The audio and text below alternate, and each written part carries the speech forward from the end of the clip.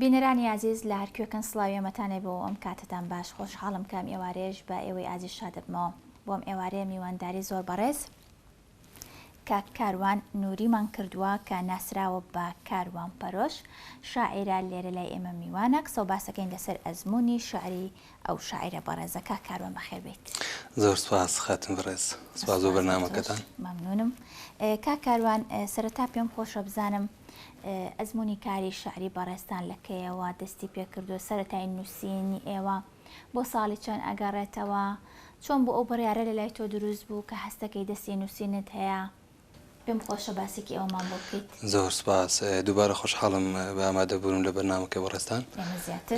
ئێوارێ سلێمانی و هیوای بەردەوامی و بەرنامەی جوانتر. هەڵبەتە من لە 2005 بۆ 2006ەوە دەستم کردو بە شعر. دووەم شاری خۆم لە مانگی 5 2006 نووسیوە. لە 2006ەوە بە تەواوی ئەتوانم بڵێم بڕیارمدا کە شعر بنووسم و بەر لەوەش من حەزم بۆ شعر زۆر هەبوو، کارەگەری زۆر شاعرم لەسەر بوو. زیاتر پێشتر بە خوێندنەوە دەست پێکرد و ئەو هەستە دەلا دروست بوو یاخۆتر شتێکی خۆڕستی بوو لە ناخی تۆیە؟ ئەگەر هەریەک لە ئێمە زۆر بە تایبەتیش دانەنیشت بێ بە دیار خوێندنەوەی شعرەوە یاخود متاڵعەیەکی دەبی کەم تا زۆر لە خوێندنی مەنهەجی خۆمانە بەر شعر کەوتوین. یعنی من ئەگەر ڕاستگۆیانە بڵێم مەر لە مناڵیەوە کاریگەری شعری چەک هەڵگرن باوە برام لەسەر بوو، کاریگەری سووریدی خۆیاوە تەناوەکەین بە ئێستاشەوە لەسرە. ئەم زمانە شعریانە زمانە ئەدەبیانە وای لە من کردووە بەڕاستی مۆسیقایەکی شعری لە مێشکمە هەبێ و هەمیشە پێم وابێ شعر بایەخێکی گرنگی هەیە، بۆیە ڕەنگە پەیوەندی بۆەوە هەبوو بێ کە من لەو تەمەنەیە بیرم لێ کردووە تۆ شعر بنووسم. زۆر باشە. بزانم باسیەوەت کرد کە بە هەنێک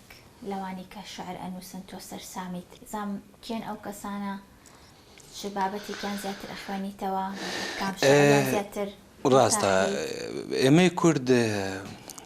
فەرهەنگێکی دەوڵەمەندمان هەیە، ئەدەبیاتێکی دەوڵەمەندمان هەیە، ئێمە خاوەنی کۆمەڵە شاعری گەورەین، ئێمە خاوەنی سێکوچکەی بابانین، ئێمە خاوەنی شاعیرێکی وەکو نالین کە ئەمە بەڕاستی پێم وایە سەروەتێکی نەبڕاون بۆ میلەتەکەمان، ئێمە خاوەنی شاعیرێکی وەکو پیرەمێردین، ئێمە خاوەنی دەیان و سەدان شاعیری بە توانای وەکو کاکە فەلاح و وەکو فایق بێکەس و وەکو حەمدی و زۆر شاعیری ترین. بۆیە ئاسان نییە تۆ لە ناو ئەمە مشاعیرە جوانەیە کە ئێمە پیانۆڵین شاعری کلاسیک دیاریکەی بە کامیان سەرسامی کاریگەری کامیان لەسەر من بڕوام وایە هەر لە نالیەوە حتاکو گەنجترین شاعیرێکی ئێستا ڕەنگە من کاریگەری شعرم لەسەر بێ ئەشێ هەندێک جار پەیوەندی بە دەوڵەمەندی شعریشەوە نەبێ، ینی هەندێک جار من شاعرێکی گەنجە بینم بەقی شعرێکی مەحوی بەرمەکەوێ بەقی شعرێکی نالی چێژی لێ بینم. بەڵێ ینی تۆ بەڵام سەبارەت بەوەی کە تۆ سەرسایم بە شاعیرێک من پێم وایە سەرسانی پێناسەیەکی باش نییە، بەڵام ئەتوانم بڵێم من لە ژێر سێبەری شعری کلاسیکە هەمیشە خۆم بە منداڵێک ئەزانم بەڕاستی کە هەرگیز ناتوانم تیان پەڕێنم. یعنی ئەگەر تۆ بتانی وەکو بەختیاریش بنووسی، ئەگەر تۆ بتانی وەکو ئەدیبێکی دەوڵەمەندیش لەم ڕۆیە بنووسی هێشتا ناتوانین تۆ بڵێ من نالیم تێپەڕاندوە، هێشتا ناتوانین بڵێ من مەحویم تێپەڕاندوە. هەرچەندە ئێمە بەڵێ هەرچەندە ئێمە زۆر جار کە من زۆر باش نیم لە شعری کلاسیکەوە بەڕاستی لە بەحرەکانی عروزایی شارەزایەکی وام نییە، بەڵام بڕوام وایە کەم تا زۆر تۆ پێویستە پێیانە بێ و ئەگەر حەزیشم بە شعری کلاسیک نەبێ بڕوام وایە ئەو نەش ئەدەبیەی لە شعری کلاسیکە هەیە لە شعرێکی حوڕا بەردڵ و بەردەرونی ناکەوێ. هەرچەندە من هەندێک جار پێم وایە بێ دانیشم بە دیار چەندین جار خوێندنەوەی شاعیرانی دوای فایق بێکەس و ئەوانە، بەڵام من بڕوام وایە کە کلاسیک خاڵی کۆتایی خۆی داناوە. زۆر باشە. کاکاروان هەمیشە باز ئەوە ئەکرێ گەنجەکانی ئێمە هەمیشە پێویستیان بە پشتگیریە، تۆش وەکو گەنجێکی شاعیر پێم خۆشە بزانم کە دەستت کرد بەم کارە دەستت کرد بە کاری نووسین، کێ پشتگیری ئەم کارت بوو، کێ هانیایی؟ پێم خۆشە بزانم. بیرمە جارێکیان کتێبێکمە خوێندەوە 2007 چەندە کتێبەکەم بیر نەماوە ڕاستی، وتەیەکی زۆر جوانم بەرچاو کەوت کاڵێ ئەوەی کە کتێب خوێنێتەوە دوژمنی زیاوەکە. من لەم دیێڕەن تێنەگەیشتم تا ئەوەندەی کەیتر بەڕاستی خۆمدایە خوێندنەوە، تا ئەو کاتێک کەیتر حەزمە کرد تا بەیانی بە دیار کتێبخانەیەک و ڕۆژکەمەوە کە چەندین جار و دەیان شەو بە دیار کتێبخانەوە ڕۆژم کردوێتەوە، بە دیار کتێب خوێندنەوە ڕۆژم کردوێتەوە. بەڵام بڕوام وایە هیچ کەسێک پشتگیرێکی ڕاستەقینە نییە ئەوەندەی ئەو کەسانی کە دژایەتی دەکەن. من پێم وایە بەرهەمی من پێم وایە ئەگەر دەستکەوتی من وەک شعر باس بکەم، شعری من بەرهەمی ئەو دژایەتیە کە کراوم. یعنی ئەوەندەی دژایەتیەک تۆ پێش ئەخاو، ئەوەندەی دژایەتیەک هەنی تۆیە بۆ گۆڕانکاری، ئەوەندە پیاهەڵدان و دەستخۆشی و هەربژی تۆ دروست ناکە. بۆیە من بڕوام وایە من بەرهەمی دژایەتیم ڕەخنەکان ئەگەر منتەقیش نەبوو بێ، حتا ئەگەر ڕەخنیشکان دنیش بوو، من چەند جار لە تەمەنی گەنجێتی خۆما ئەو کاتی کە تازە دەستم کردو بە شعر مەبەستمە کە شعرمە خوێندەوە ڕوبەڕووی جۆرێک تاشتانە و تەشەرە بوومەوە، جۆرێک گاڵتە پێکردنە ناو ئەو BA و چوادەوری خۆمە بوومەوە. بەڵام بە خۆشحاڵیەوە من لەبری ئەوەی کە بەڵێ لەبری ئەوەی کۆڵ بم، من بیرم لەوە کردەوە شعرێکی باشتر بنووسم بەڕاستی. چونکە ئەو کاتێک کە من دەستم کرد بە شعر نووسین، هەڵبەتە من کە لە چوارتا دەستم کرد بە شعر نووسین، قەزای چوارتا لە شارباژێر، گەنجی زۆر جوان و بارەدار و ڕۆشنبیری تیا بوو. یعنی یەکێک لەو گەنجانێک کە حەزەکەم لێرە ناوی بێنم زۆر پێی معجیب بووم، حەمی مەلا بوو. ڕاستی حەمی مەلا گەنجێک بوو ئیتوانی کاتەکانی خۆی زیاتر بۆ خوێنەوە تەرخام بکە. بۆیە ئەم هەمیشە زمانێکی جوانی ئەدەبی هەبوو. بۆیە کاتێک شعری حەمی مەلامە بینی ئەوەندە جوانە، بڕواما بوو تۆ ڕێگەی تر هەیە بۆ ئەوەی شعری جوانتر بنووسی. و هەرچەندم پێم وایە هەندێک کەس وەزیفەیان زیاترە لە شعر نووسین، ئەدیبێکی کامڵتر و دەوڵەمەندترن، بەڵام تۆ دوجار لە شعرە واد لەکەن شعری جوانتر بنووسی. ینی هەندێک کەس هەندێک گاوڕێ هەندێک برادەر واد لەکە کە لە بیئەکەی خۆتای شعری جوانتر بنووسی. ئەمە هانی داوم کە بەڕاستی گۆڕانکاری بکەم لە شعرە کە پێش بکەوم. بەڵام وەگوتم لەبارەی ئەوەی کە دژایەتی کرابێتم بە دڵنیایی پێم وایە هەموو کەسێکیش ڕوبەڕووی ئەوە بێتەوە بە ئێستاشەوە. ینی تۆ لە 2021 لە هەندێک شوێنە شعر بخوێنیتەوە ئەگەر شوێنی خۆی نەبێ ئەرزشێکی نابێ. و لەبری چۆن بڵێ دەستخۆشیەک لەبری ئەوەی کە ئەحساسێکی جوان پێشکەش بکەن، پێم وایە گاڵتت پێیەکە. هەرچەندە من حەزەکەم بەڕاستی ئەوە بڵێم، تۆ ئەگەر شعرێکیش بخوێنیتەوە مای گاڵتە پێکردن بێ، پێم وایە ئەم گاڵتە پێکردنە چێتە قاڵبی ڕەخنەوە. من پێم وایە ڕەخنەیەکە وەک ڕەتکردنەوە. من حەقم نییە چۆن شێوەیەکە، حەقم نییە چۆن شێوەیەکەوە کەی تۆ سەر ئەو کەسە خۆی. بەڵام پێم وایە ئەم جۆرە گاڵتەکردن، ئەم جۆرە ئەچێتە خانەی ڕەتکردنەوە کە بڕوام وایە لە سەردەمی ئێمەدا و لە ئێستادا پێویستە لەبری ڕەخنە ڕەتکردنەوە هەبێ. هەرچەندە ئێستا کاکە ئارام شتێکی زۆر جوانی نووسیوە لەبارەی ڕەتکردنەوە لە ڕەخنەوە بۆ ڕەتکردنەوە. من پێم وایە ئێمە لە قۆناغەکان پێویستە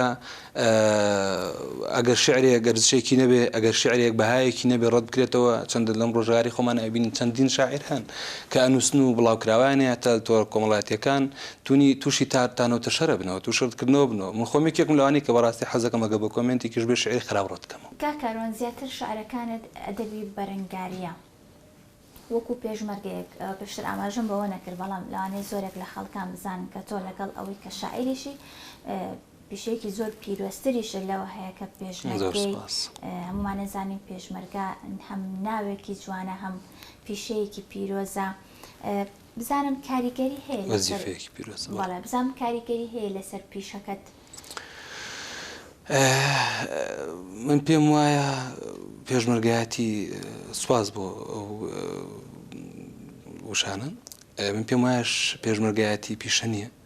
پێم وایە وەزیفەیەکە ئەرکێکی پیرۆز ئەرک لەبەرەوە بە دڵنیایەوە پێشمەرگایەتی کاریگەریەکی تەواوی لەسەر شێعر و هەستی شێعری منداناوە. یعنی جیاوازە تۆ پێشمەرگەوی شێعر بنووسی و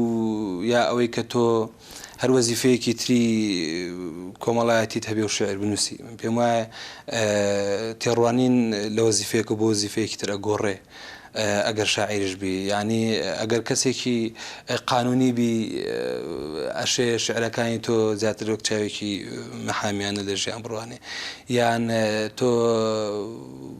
چۆن بڵێ کەسێکی زمانزان بیت ئەشێ شعرەکەی تۆ پەلبەهاوێ بۆ زمانی تر. کەواتە بە دڵنیاییەوە من پێشمەرگایەتی کاریگەریکی زۆر لەسەرداناوم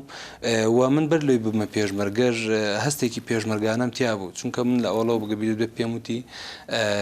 ئەمە بۆیە ئەڵێم چونکە لای خۆم ئەرشیف کراوە و دڵنیا بمەتەوە لەوەی کە لە مناڵیەوە کاریگەری شعری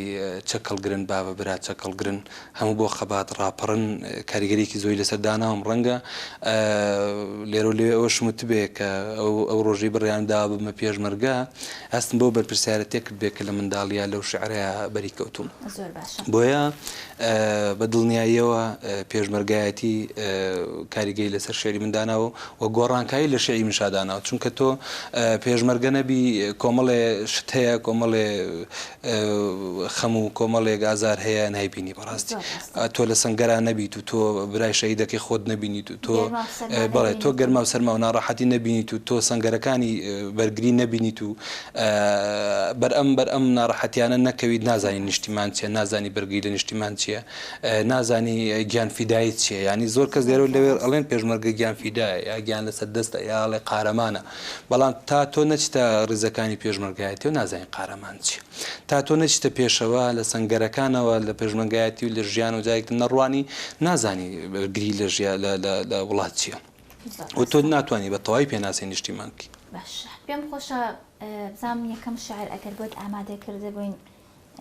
چ شعرێکاوە کەی نووسیتە بۆ بەڵێ ئەم شعرە من 2019 نووسیومە. ئەگەر نیشتیمان پەروەری بێ باشترەوە ئەکسەر بە دوای پرسیارەکە. بەڵێ ئەمە 2019 نووسیمە و بۆ کەرکووکم نووسیوە. هەڵبەتە نووسینی ئەم شعرە پەیوەندی بە دوورکەوتنەوەم هەیە لە کەرکووک، چونکە من لە شەڕی داعشا گەرچی من خەڵکی کەرکووک نیم بەڵام مارێکێک لە ئێمە کەرکووک بە دڵی خۆمان نەزانین بەڕاستی. بۆیە کەرکووک فەزلێکی گەوەتی بەسەرادراوە جیاوازە شارێکی تری کوردستان بۆیش ناسناوی دڵی کوردستانی پێدراوە کەرکووک. بەڵام کاتێک من لە شەڕی داعشا لە کەرکووک بوویم لە باشووری کەرکووک خەباتمانە کرد و خزمەتمان بەڕێزەکانی پێشمەرگایەتی کرد. لە دوای 16 ئۆکتۆبەر ئێمە کەرکووکمان جێهێشت.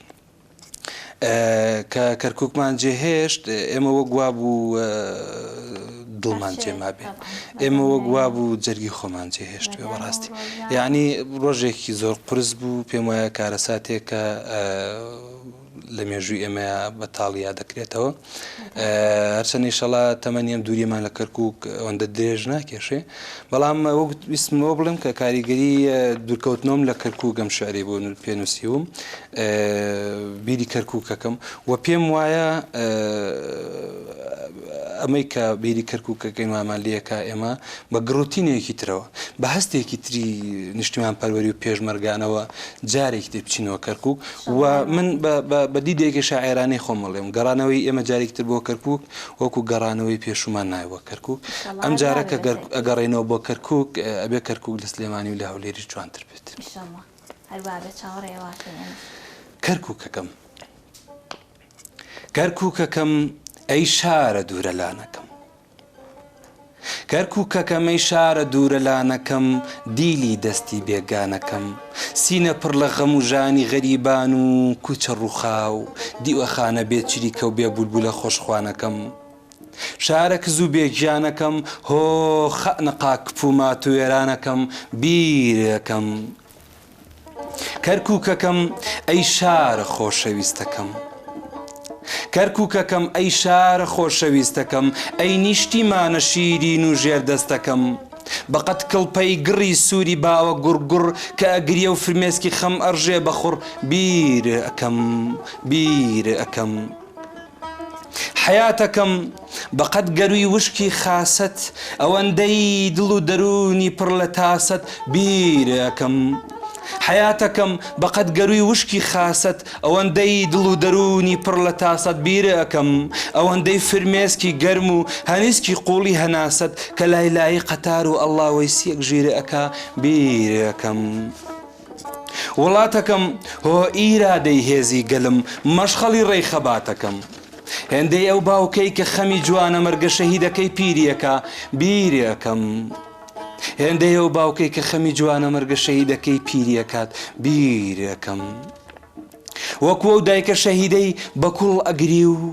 وەکو ئەو دایکە شەهیدەی بە کوڵ ئەگری و ڕوومە دەخاتە سەر جەستەی سارد و سڕی جەنازەکەی بیرەکەم من پێشمەرگەی ڕزگاری تۆم بمناسەوە وەک ئەو بێوەژنە ڕەشپۆشەی دوا باوەشی ماڵ ئاوایی بۆ هاوژینە شەهیدەکەی ئەکاتەوە بیرەکەم وەک ئەو بێوەژنە ڕەشپۆشەی دوا باوەشی ماڵاوایی بۆ هاوژینە شەهیدەکەی ئەکاتەوە بیرەکەم منەو پێشمەرگە دڵپڕم کە تۆم لە بیر ناچێتەوە کەرکووکەکەم منەو پێشمەرگە دڵپڕم کە تۆم لە بیر ناچێتەوە برینێکی هێندە قوڵت خستووەتە ناخی گیانمەوە کە ناوی کوردستان دێنم برینێکی هێندە قوڵت خستۆتە ناخی گیانمەوە کە ناوی کوردستان دێنم زامی دڵم مەکولێتەوە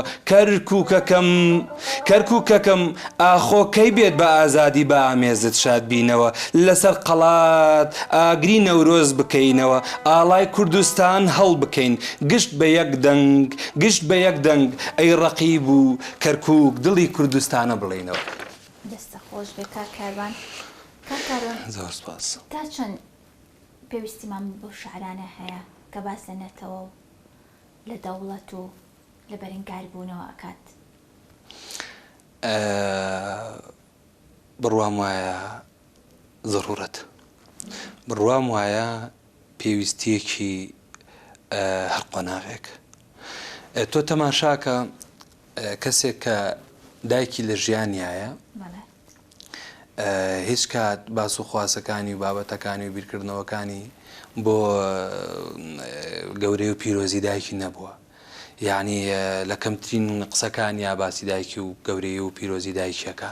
لە کەمترین یادەوەرەکان یا ناوی دایکی پێناسی دایکی خۆشەویستی دایکی یاداش کردووە بەڵام کاتێک لە دەستی ئەدا ئەو پێی وایە هیچی بۆ دایکی نەکردووە پێی وایە ئەبوو ئەو کە لە ژیانە بوو خزمەتێکی زۆر زیاتری بکردایە بۆ لەبەرەوەی بەڕاستی سێبەری دایک بەسەر منداڵەوە سێبەرێکە ینی کە لەسەر لاچێوە گوایە تۆ ژیانت لێبسەنەوە بۆیە کاتێک کە نیشتیمانە هەیە پێویستە کات پێناسەی بکەیتەوە سەردەم بە سەردەم قۆناغ بە قۆناغ ئێمە پێویستمان بۆیە پێناسەی نیشتیمان بکەینەوە یعنی تۆ گەر بگەڕێتەوە بۆ ساڵانی هەفتا و هەشتاکان ئێمە لە قۆناغێکا بووین لە ڕووی سیاسیەوە وڵاتەکەمان لە قۆناغێکی داگیرکاریا بوو لە قۆناغێکا بوو پێنایە شاڵاوەکانی ئەنفال و پێنایە کیمیابارانی هەڵەبجە و پێنایە ئەو هەموو ڕەمیکردن و لە سێدارەدان و کوشتن و گرتن و لەدانی سەردەمی حکوومەتی بەعسکە بە میلەتەکەمانی کرد شعر لەو زروفەیە ڕۆڵێکی ترێبینی شعر لەو زروفەیە وەزیفەیەکی تر و بەڕاستی بۆیە لێوە ئێمە تێگەین بە پێی هەر سەردەمێک بە پێی هەر قۆناغێکی سیاسی بە پێی هەر قۆناغێکی ئەدەبی وەزیفەی شعر ئەگۆڕێ بۆیە من پێم وایە لە ئێستاە ئێمە پێویستمان بەوەیە جارێکی تر شعر بخەینەوە خزمەت نیشتیمان شعر بخەینەوە خزمەت وڵات شعر بکەینەوە بۆ وەزیفەیەک بۆ پێناسەکردنەوەی تەواوی ئەو سمبولانی هەمان تەواوی ئەو دەستکەوت و سەروەریانەی کە هەمانە کاکە ڕەمزان تا چەند تۆ خۆ لە نووسین و لە شعرەکانی خۆت ڕازیت؟ پرسیارێکی جوان، چونکە من هەموو کات ڕەخنەم لە خۆم هەبووە و بە ئێستاشەوە نەی شارمەوە نەمتوانیوە بە خۆم بڵێم شاعیر، لەبەرەوەی بڕوام وایە شاعیر ئاستێکی باڵای ئەدەبیە، شاعیر ڕوانینێکی باڵایە، بەڕاستی تێگەیشتنێکی باڵایە بۆ تەواوی شتەکان. یعنی ئەگەر ئەوە بڵێم هەرچەندە شعر بەدەستی شاعیر ئەنووسرێ، بەڵام ئەوە ڕۆڵی شعرە، ئەوە گەورەی و باڵای زمانی شعرە ئاستی باڵای شاعیر دیاریەکات. یعنی تۆ لە شعرێکەوە بۆ شعرێکی تر ئەگەر ناوی شاعیرەکەش نزانی تۆ بیخوێنەرەوانێ، هەر بە خوێندنەوەی شعرێکی باش لەگەڵ شعرێکی خراپە تۆ زانین کە شاعیرێکی باش و شاعیرێکی خراپێ، ئەگەر هەردووکشیان شاعیر بن. کەواتە ئەگەر شعر خراپیش بێ دوجار هەر پێکرێ هەر پێوی بە شاعیر. یعنی تۆ لەم ڕۆژە ببینە ئێمە توانین بە هەموو کەسێک بڵین شاعیر، لە کاتێکیان بە نالیژەڵین شاعیر، بە حەمدیڵین شاعیر، بە مەحوێڵین شاعیر، ئێمە شاعیری گەورەمان هەن، بەڵام تۆ ئەمە ژوان ناکە هەر لەبەرەوەی ئەوان شاعیرنیت تۆ کەسی تر بە شاعیرداننی. لەبەرەوە من پێم وایە ئەگەر من خۆشم بە شاعیر نەزانم، ڕەنگە شعرەکانم من بکەن بە شاعیر، ڕەنگە تۆ ڕەنگە خوێنەرێک ڕەنگە وڵاتەکەم من بە شاعیر بناسێنێ بزانێ، بەڵام من لە ئاستی شعری خۆم ڕازینی مەڕاستی و پێم وایە زمانی شعری من زمانێکی دەوڵەمەند نییە و من پێم وایە 15-20 ساڵم ماوە بۆ ئەوەی کە ڕوون بێ بەخۆم بڵێم شاعیر و ئەمەش بە خۆشحاڵیەوە ئەوەک لایەکاتەوە ئەوە دەرەخا کە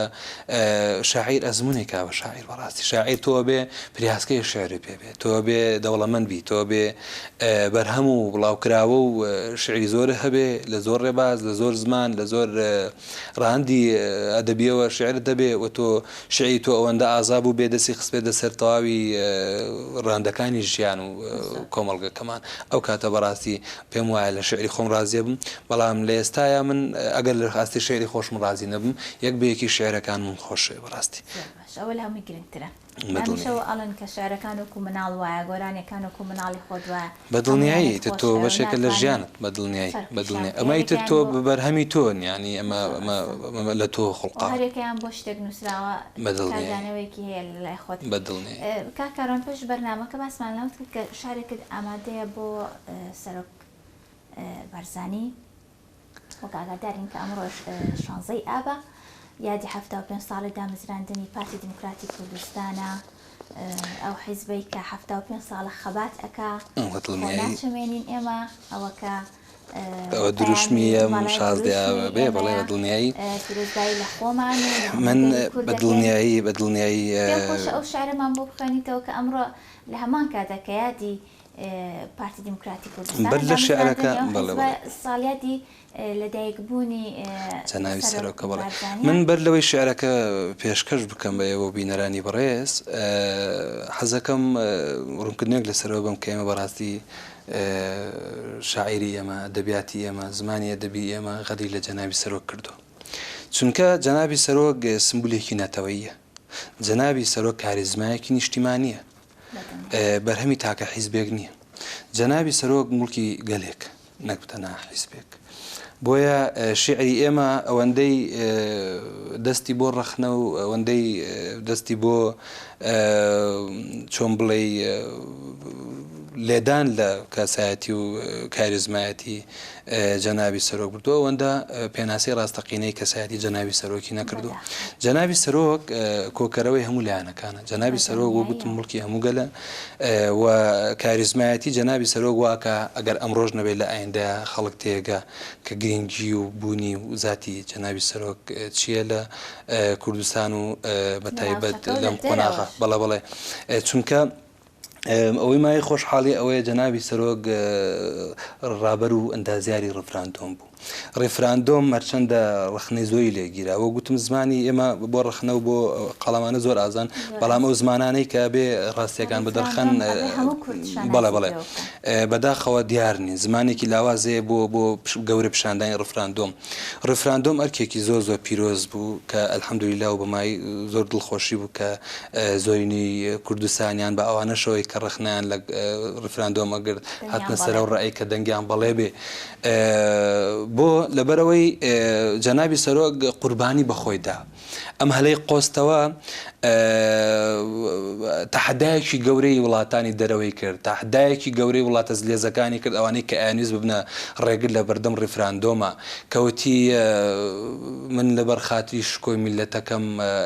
ئەوەندە حساب بۆ یەک کەس ناکەم ئەمە ئەو پەڕی شکۆ و کاریزماتی جەنابی سەرۆکمان بۆ دەرەخات ئێمە ئەم ڕۆژ نەبێت 10 ساڵی تر 20 ساڵی تر لە ئەیندەیە لە گەورەی و لە شکۆی جەنابی سەرۆک تێگەین بۆچی توانی ئەم تەحەدایە بکات ئەم مجازەفە گەورەی چی بوو هەرچەندە خەڵکێک گەڵێ مجازەفەیەکی خراپ بوو ئەنجامدانی ڕێفراندۆم خەڵکێکی کەمینە و خەڵکێکی دژ بە قەوارە بەڕاستیان قسەیەکەن بەڵام ئێمە بێ ئەو بزانین ڕێفراندۆم مجازەفەیەک بوو زۆر باشتر بوو لەوەی کە ئەنجامدانی ڕێفراندۆم مجازەفەیەک بوو زۆر باشتر بوو لەوەی مجازەفە بە نەکردنیەوە بکەین بەڵام من پێم خۆش بوو لەم 16 ئابدایە ئەم شیعرە پێشکەش بە جەنابی سەرۆک و کاریزمایەتی و سەرکردە مەزنە بکەم و پیرۆزبای 16 ئابیش لە تەواوی هاوڕێ و هەواڵانی پارتی هەمگرایی کوردستان و کوردستان بەگشتێکم ئەی بارزانی ئەی ڕابەرم ئەی بارزانی ئەی ڕابەرم خاوەن شکۆی کورد پەروەرم ئەی بارزانی ئەی سەروەرم خودانی من تاجی سرم سربەخۆیمان نیازە قەت لا نادەین لەم ڕێبازە بۆ سەرکەوتن لەم هەورازە سەرمەشقی مێژومان بازە ئەی بارزانی ئەی ڕابەرم خاوەن شکۆی کورد پەروەرم ئەی بارزانی ئەی سەروەرم خودانی من تاجی سرم مافی خۆمان بە خوێن دەکڕین هەر لە بارزان هەتا حەمرین ڕێگای سەخت و دژوار دەبڕین یان سەر دەکەوین یا دەمرین وەک نێرە شێری بێشەوە هەڵمەت دەبین بۆ پێشەوە بەرەو ئاسۆ لە ڕێیشەوە بارزانی هەر تۆی پێشەوە ئەی بارزانی ئەی ڕابەرم خاوەن شکۆی کورد پەروەرم ئەی بارزانی ئەی سەروەرم خودانی من تاجی سرم بارزانی ناسنامەی گەلێک پێشمەرگەی گشت چیا و کەلێک بارزانی ناسنامەی گەلێک پێشمەرگەی گشت چیا و کەلێک بۆ سەربەخۆیت بوو بەڵێ ڕێفراندۆمت کرد بە هەلێک ئەمڕۆ هەموو لە جێگەتین شوێن کەوتەی بیر و ڕێگەتین بۆ یادی تۆ بەهێز و تین هاوار دەکەین پێشمەرگەتین ئەی بارزانی ئەی ڕابەرم خاوەن شکۆی کورد پەروەرم ئەی بارزانی ئەی سەروەرم خودانی من تاجی سرم زۆر سپاس بەڕاستی شایانی ئەو شعرە بوو دەست خۆش ینی زۆر زۆر جوان پێکا بوو کە ئاوە گوێ لە شعرەکە بێ چۆنەڵی خۆتی تیا بینیتەوە دەموچاوی جەنابی سەرۆک هێتە بەرچاوت کاریزماتی جەنابی سەرۆک وە گوتم ئێمە غەدرمان لێ کردووە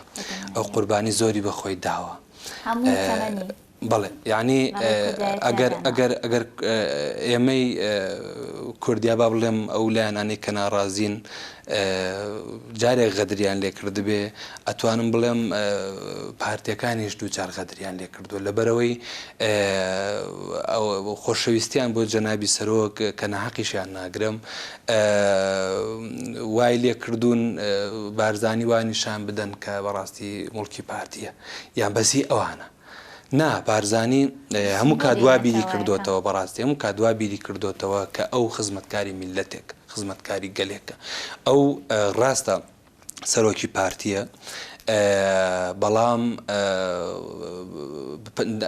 هەم پارتی بەی هەموو خەڵکە زانێ هەم خۆشی بە خزمەتکاری ئەم میلەتە زانێ و بەڕاستی گەورەترین هەستێک کە لای من هەمیشە لەو پەڕی ڕێز و پێناسای ئامێنێتەوە ئەوەیە کە جەنابی سەرۆک لەو پای سەرۆکایەتی خۆیان خۆی بە پێشمەرگە زانێ یعنی ئەمە جارێکی تر بۆ منی بە پێشمەرگە وام لێ کاتەوە پێشمەرگایەتی بە وەزیفەیەکی پیرۆز و بە ئەرکێکی گەورە و مێژووی بزانم هەر ڕەنگە هەر ئەم هۆکارەش بە بەڕاستی وام لێ کاس بکەم پێشمەرگایەتی وەزیفەیەکە ئەرکێکی نیشتیمانیە نەک پیشەیەکی کۆمەڵایەتی وەڕاست. زۆر باشە. تەبەن کاکاروان حەزمە کرد زیاتر شعری زیاترت بۆ دانابووین بەڵام خۆ دەزانی کاتی بەرنامەکە ئەوەنەیە دەستخۆشیت لێ ئەەکەین سوپاس بۆ ئەوەی کە ئەمڕۆ لای ئێمە ئامادە بووی منی شتێکی ئەوتم نەماوە ئەگەر خۆت شتێکەما زۆر سپاس بۆ جەنابتان سپاس بۆ بەرنمەکەتان ئێواری سلێمانی بای وای بەرنامی باشتر و جوانتر سپاس بۆم بەسەرکردنەوەیە زۆر خۆشحاڵ بووم لە خزمەتانە بای وای ساغ و سەلامەتی بۆم لێک. باشە زۆر سپاس بۆ بەڕێزکە کاروان نووری کە ناسراوە بە کاروان پەرۆش شاعیر و پێشمەرگە ئەمڕۆ لە لای ئێمە میوان بوو قسە و باسمان کرد لەسەر ئەزمۆنی کاری شاری بەڕێزیان تا بەرنمەیەکی تر هەر شاد بن خواتان لەگەڵ.